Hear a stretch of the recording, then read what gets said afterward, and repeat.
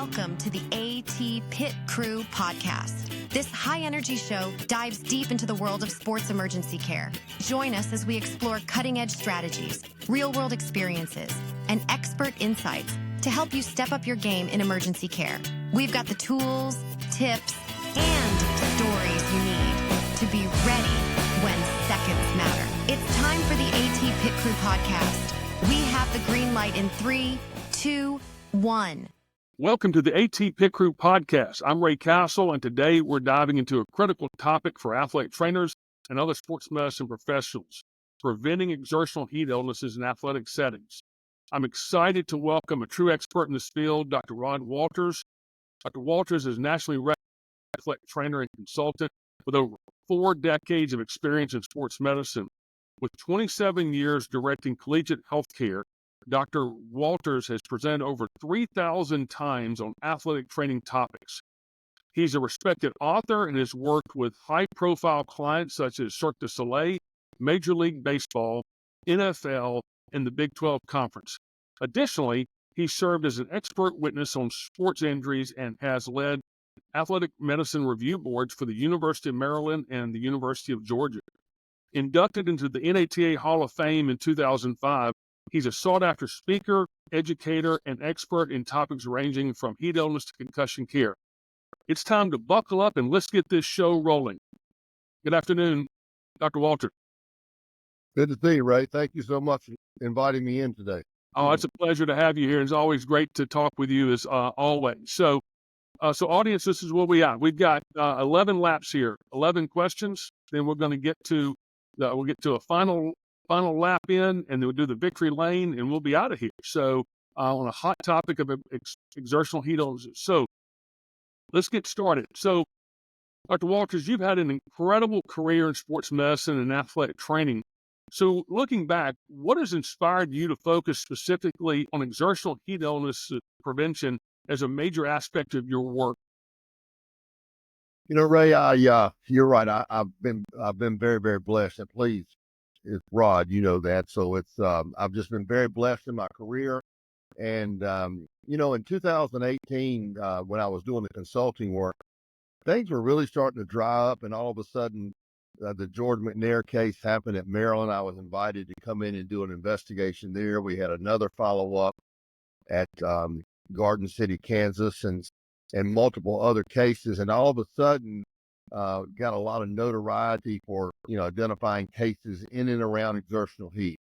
I'm tired of seeing these preventable injuries abused and happen, and I just think there's not many things that we deal with that's 100% preventable, but this is low-hanging fruit, and it's my passion right now to do everything I can to educate, everything I can to push people to look at how we can prudently prevent these problems and identify them and treat them when they occur. Well, that's a great, one is will lead into this next question, which really hits into this as you talk, you've obviously have experience in different settings in the field, and you've seen how exertional heat illness impacts athletes across various sports. I mean, you've been on the front line, obviously you've had to do case review for lawsuits, and in between prevention as well. But when you look back over that career, what can you break down like the evolution of management of exertional heat illness, and why is it? We know why it's a critical concern for athletic settings, but really about that, what's the evolution for what was done like in the 70s and 80s and or so on and so forth when you first started to today? As a student in the 70s, we were taught about heat strokes, and again, we've heard that they were preventable. I was a something you probably didn't know, that I was a benefactor to the education, because in North Carolina there was a heat stroke in 1973 at the University of North Carolina, Chapel Hill, where a young man expired from exertional heat stroke, and it really got things rolling in North Carolina. So I was a student then, and when I went to college, obviously this was a big focus, and it's always been talked about as a 100% preventable incident. I think during my career, I never saw a heat stroke. We saw a player one time where we intervened, and he was obviously on his way to having a heat stroke, but we prevented that. So, I think the assessment, I was always around good doctors that were very, very aggressive. So we would, even back in the 90s and early 2000s, we were checking core temperature to make sure people didn't have elevated values there. When I started doing the education programs, I had a talk about this and got a lot of pushback from a lot of people about assessing for core temperature. My basic deal is if we see a mental status change, that tells us we have a heat stroke, and we identify that by assessing that core temperature, as you well know. And so I just think that's paramount. And as I taught that, it was really pushed back. But when we made the report at the University of Maryland and we identified those as major problems, I think a lot of people started coming around, and there's several documents now that have addressed that. So, Yeah, I've tried to relate that just as a sidebar. I've tried to relate it almost to, if your child is sick at home and you're going to take their temperature, and if they have a fever, you're going to give them medicine. But like think about athletic setting side, I just refer to it. They're definitely looking sick, and that if you're giving Tylenol, aspirin, whatever that is, to a child, cold water immersion is that's the medicine you have to have, and know right. that temperature is. So it's really no difference there. So, Absolutely. um, Absolutely. so, so obviously we think about that. You mentioned earlier about your past, your physicians you've worked with and other providers, EMS, et cetera. They're really skilled early on doing that. So when we think about preventing heat-related illnesses or injuries, it requires that deliberate preparation and response. So what are, in your experience, and you've seen this, what are the key preventative measures that medical personnel and coaches should implement to, one, reducing the risk of heat illness, but how they plan that throughout the continuum and manage it if it does occur? Yeah, Ray, I think number one is, and with any incident that we're talking about here, we need to have an emergency action plan. We have to have a plan. And then we have to have a procedure specific to exertional heat stroke, exertional heat illness. So we want to prevent by having acclimatization, by having conditioning, and adhering to principles of transition. And I think this is something that we learned even more from COVID, the importance of transition, that when we recover, we come back and we have to be progressive. We want to make sure we have conditioning. We want to make sure we have acclimatization, and we want to make sure that we're not using exercise as punishment. So if we do those things, I think that helps prevent. I think the other point about the conditioning of those things is looking at the weather, making sure people are not dehydrated. I mean, I could go on and on and on, but those are the key elements. If we have a dehydrated person, we know they're predisposed to exertional heat illness. And so those are definite problems that we have to look at.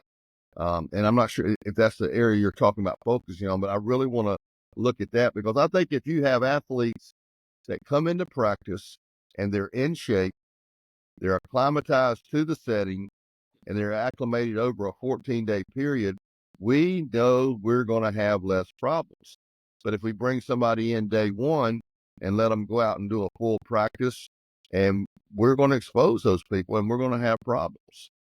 Right. So which leads into this, all this, my next question is, for you is, we talk about, there's a focus on hydration and cooling methods. I know you and I have talked about this a lot over, Right. for a considerable amount of time, but we don't, but it's not really a focus on specific body composition of the athlete, such as like you look at a soccer, we treat it as, we're going to treat a soccer player the same as an offensive lineman. And with that in mind, what are some of the common misconceptions? And I think even looking at statistically, what are those misconceptions about preventing exertional heat illness that you've encountered in your work and right now you see today that we need to consider? Great question. You know, the big thing I see, these these illnesses, these deaths are happening to big, fleshy players, offensive linemen. Studies show that over 97% of the problems are to people with a BMI of over 36. That's a large person.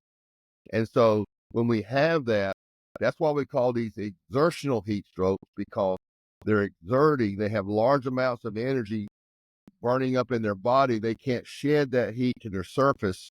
And that's why they have these problems. So number one is the body type. The NCAA's program of looking at temperature and environment has failed. Scott Anderson did the great article where from 2000 to 2017, we had 32 different exertional problems, cases of football players dying. In that same period, we've had 0 heat strokes in the NFL. So that's not apples to apples, but it's a time period and it shows you the numbers of problems. The reason we're having problems in the college game is because we're not focusing on it. We can't condition these big linemen the same way we condition receivers or running back or defensive backs. So that's a major, major deal. The body habitus and how we condition these people, and they cannot shed that body heat. Yeah, I think you see that even like, I know like even I'll just throw off on like distance. We've talked like a lot of the data has been on distance runners, and I do a good considerable amount of work in races, and I always I jokingly say that, someone who's bigger like me, um, I'm I'm less likely to see somebody like if they're running a half marathon because they're running slower. They're not they Right. understand they're going to either tap. I'm not saying they tap out, but they may do that. Versus we see consistently in a heavier race like the 3.5 to 4.5 hour runner. Those runners, those are the ones we see like when I go to Boston Marathon. It's a specific time. They're full tilt. They're trying to push themselves. Absolutely. They push over that. So that's a great point you Great make. point. The changing Well, and I think, it's to change the mindset, but also change the policy. and look at what Dr. Godek's research showed that some of the people were saying that we had a set amount of time and how fast the heat comes down. And these big players, it may take longer to cool them down. The point is, if we assess that patient, we recognize those symptoms, we assess that patient, we treat them with cold water immersion until their temperature comes to 102. It doesn't say a time factor. We don't know. And that's why it is so important, so critical that they use core temperature so we know where we are and how hot that person is.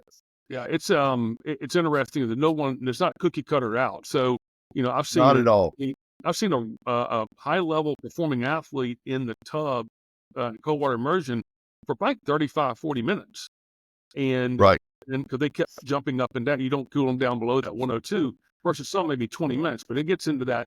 I think the point with that you bring out is just you got to have the temperature consistent readings to have a clinical trajectory. You got to know Right.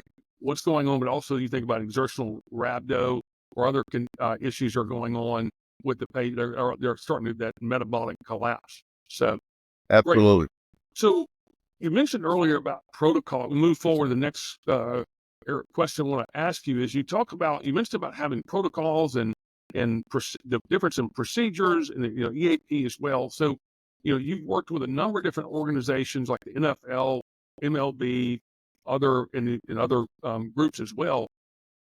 So how do those protocols, like if I'm an athletic trainer at a high school or at a small college or how do those protocols for presenting heat illness in professional sports differ from those at a collegiate or high school level? I think the guts of it are the same, Ray. I think the machines that we use to assess those people, the machines we use to cool those people, the mechanisms we use may be different, but the science is the science. Uh, when you get to 100, if you recognize that that person's in an exertional heat stroke, they've got to be cool. They have to be cool till they get to 102. So it doesn't make any difference. And when I do training, I am very fortunate to work with NFL teams, Major League Baseball teams, and go through these emergency scenarios for them. It's the same thing there that I do at the University of Kansas or I do at any other institution or high school. So the science is the science. So getting into the science, and we talk about there's a lot of medicine that does not have a set pathway. And this is where we get into review boards. And I know you have a tremendous amount of experience on medical review boards for major universities, like I mentioned, University of Maryland and University of Georgia.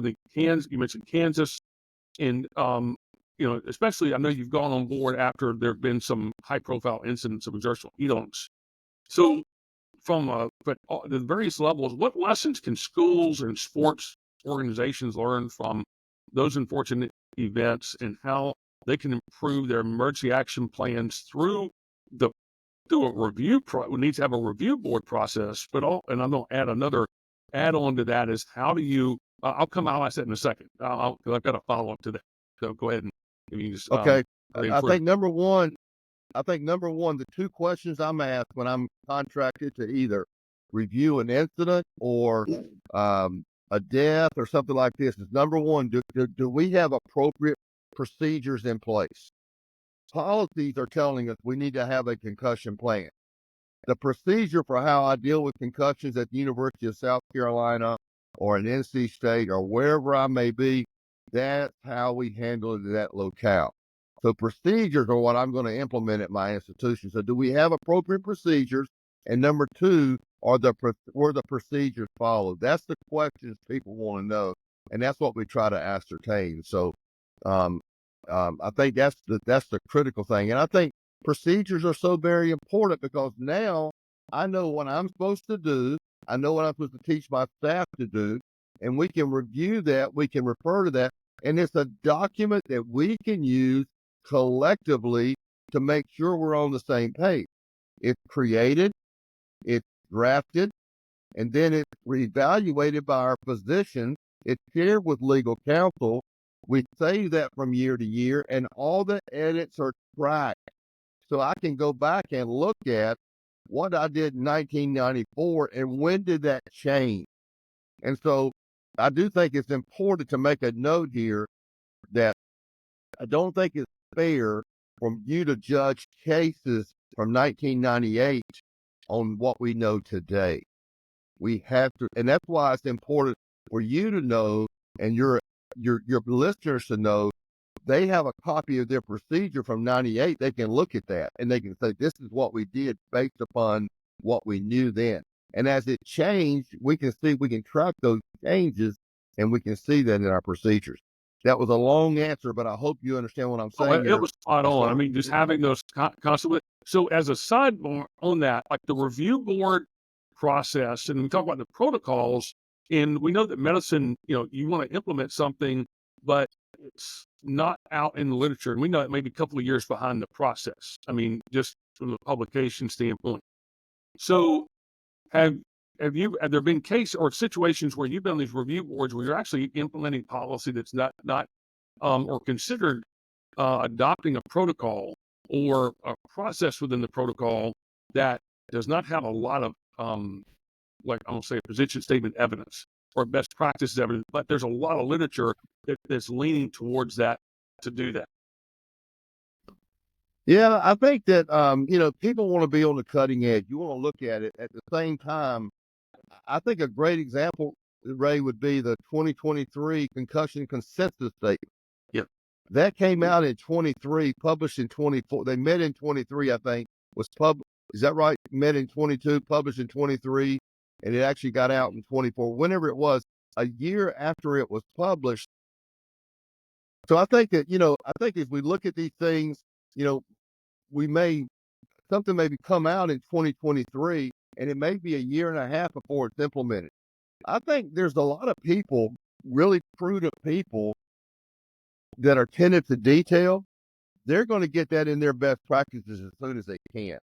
And I think that's what's important.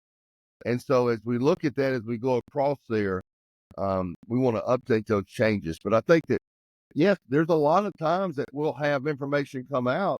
There's a new information, and we have to look at that and apply that. But again, it's by our consensus, it's by our advisors, it's by our group. It's not. I'm not making all those decisions, but we're going to share that with our group, and we'll make we'll create a better procedure based upon that collective effort.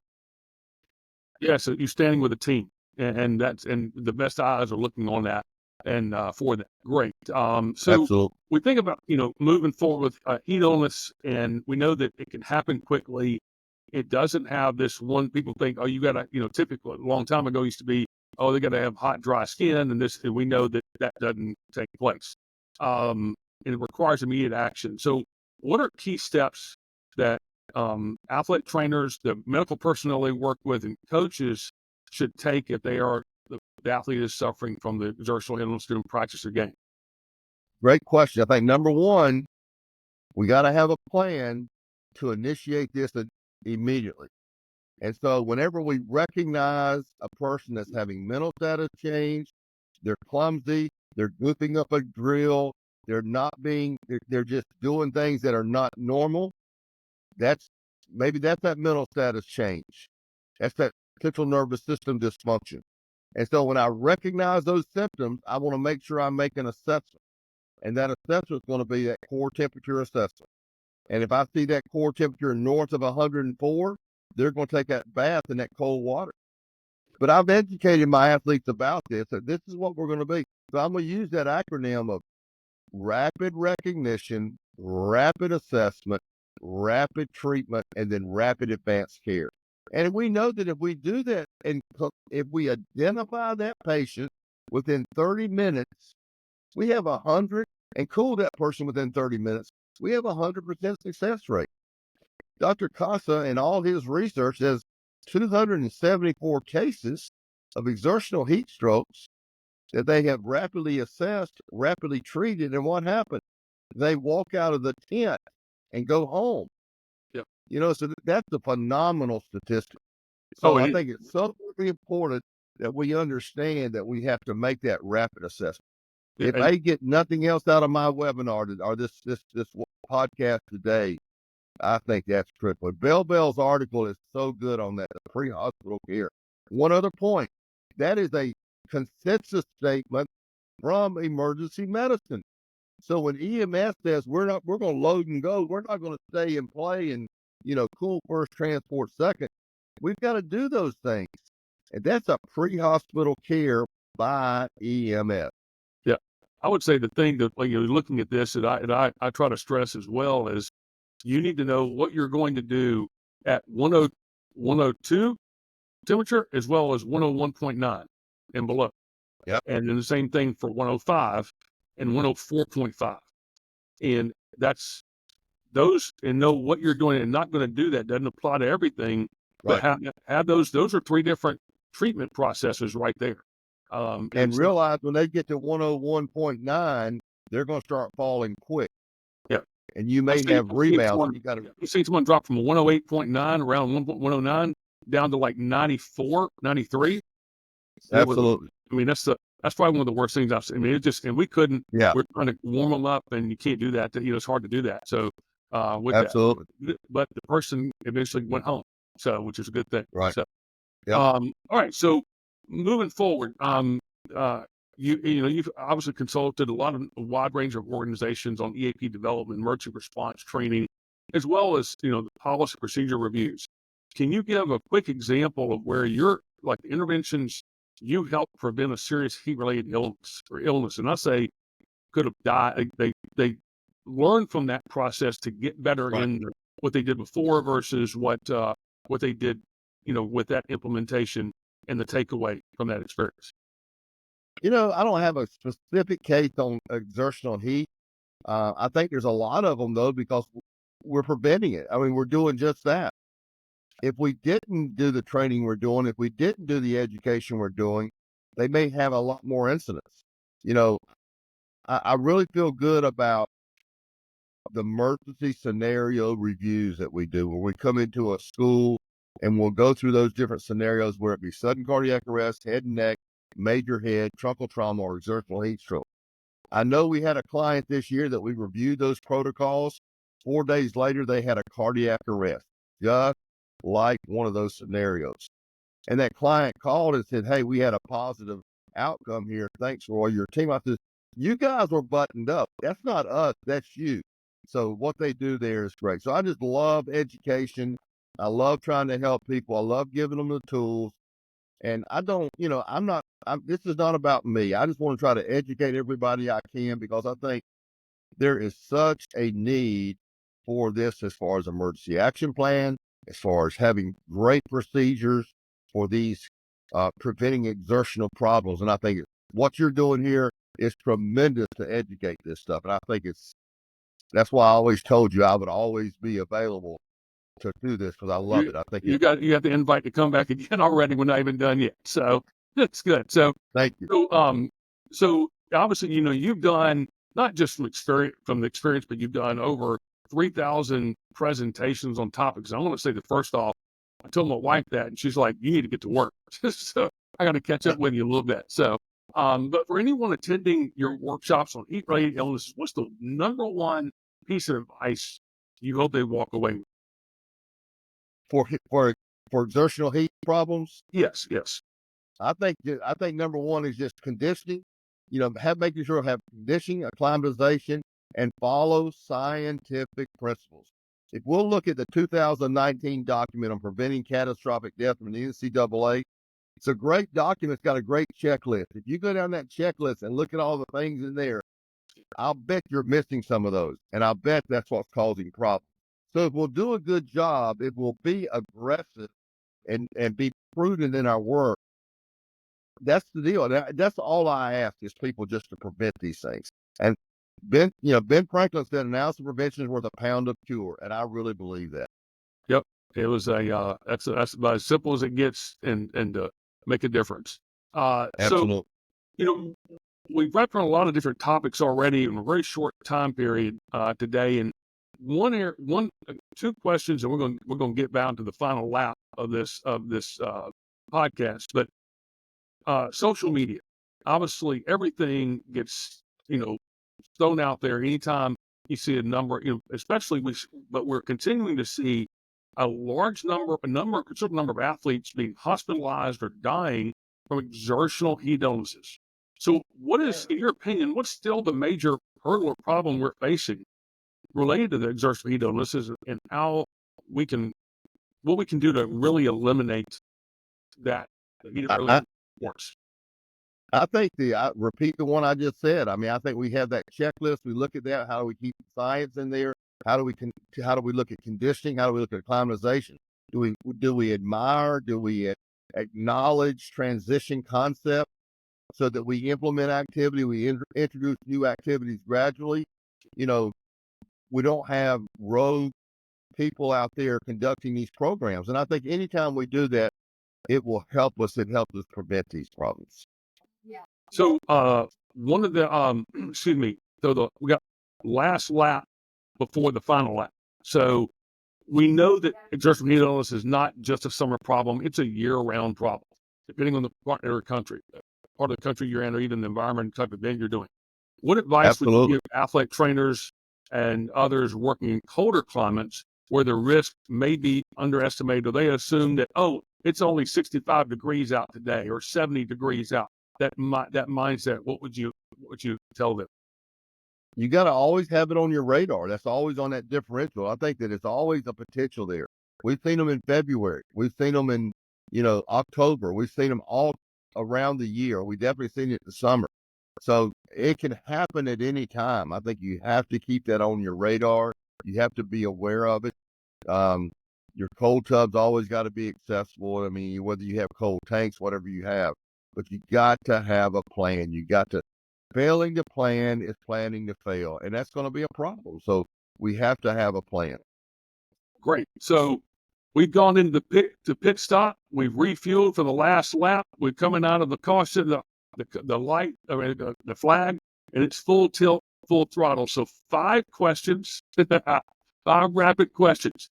And here we go. Your favorite movie? Probably Greece, That's a good one. Can't go wrong with that. Favorite musician? George Strait, no Oh, doubt. you can't go wrong with that. That's like the box set is phenomenal. And then, of course, he saw him in Baton Rouge here. He came here a couple years ago for pretty phenomenal in Tiger Stadium. Favorite food? I don't know if I have a favorite. I love Italian. I love Mexican. I love Cajun. I love coming down your neighborhood. So yeah, I love food, as you can see. Oh yeah, I'm well versed in it as well. So, all right. So, if you weren't doing your current career, what would you do? Boy, Ray, that's a great question. I don't know. I love what I do. I am the luckiest guy in this business. Athletic training's been so good to me. I looked at physical therapy as an undergraduate and just I didn't think it. I love the team aspect of this. My hobby, the thing that I love to do outside of this is woodworking. So I don't think I could do that full time though, but I'll promise you, I'm the most blessed guy in our profession. Fantastic. I love hearing I that. love You don't work at all. You just go to play every day, and that's what I love. So, absolutely. one question, other than woodworking, what's a fun fact about you that audience may not know? My wife says I'm the best sous chef in the world. You know, we work hard all day. We come home at night. We fix dinner together, and if we're having lasagna and somebody's got to soften the onions and saute that's my job. So I'm her helper in the kitchen, but I love my wife. I love cooking with her, so that's always fun. I love that. That's awesome. That's a great way to cooking up something good all the time. So with the Absolutely. people you love. So we're now in the victory lane. So thank you so much, Dr. Walters, for sharing your expertise. Before we wrap up, can you give us one final thought on what our audience should prioritize in the prevention and management of exertional heat illnesses? Stay on your toes. Just assess these cases. Make sure you have a plan. Run your medical timeout. Have your information. Know what you're going to do. Don't let these things catch you by surprise. Be prepared. I think that's always critical. So that's it for this episode of the AT Pit Crew podcast. Big thanks to you, Dr. Walters, and for joining us and sharing your invaluable insights. But before we end, can you share with us how audience can contact you? Yeah, I have a website, rodwalters.com, very easy. And my contact information is on there. So if you send me an email, I can certainly do that. I'm on LinkedIn at Walters Inc. and on X it's Walters Inc. But so I have several places there. But I do Facebook for social stuff, but not a lot of work stuff. So that's the primary way. Great. Well, thank you so much again. And audience, thank you so much for participating today. And be sure to like, subscribe, and share this episode with your community. And if you love what you heard, don't forget to leave us a review. Until next time, we are out of here.